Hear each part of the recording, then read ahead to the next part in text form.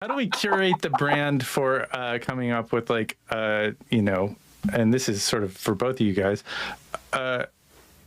you know, having a ground and conversation for and we should we? I mean, is there regulation for journalism or regulation for content? Is that bad or you know, good? Either one. Or is that, is that a bad question?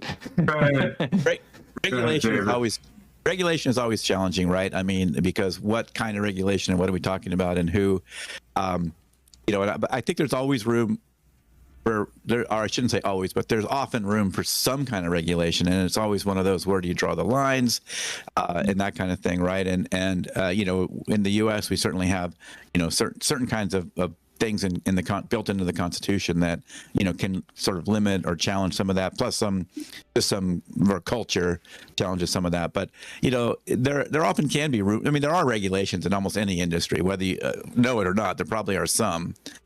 Certainly, there's you know, the whole can't shout fire in the theater or something like that. I mean, there's those kinds of things.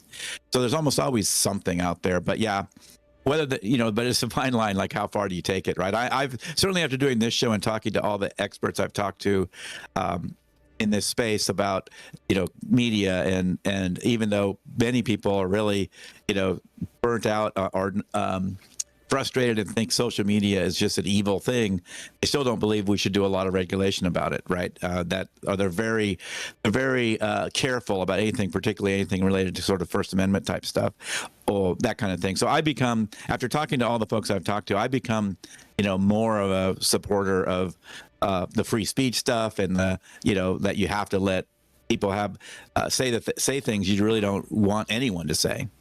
Yeah, well, I mean, for instance, we're getting ready to experience just a massive regulation in this country. TikTok is on the verge of getting regulated out of existence, or at least here in the States. I don't personally have one,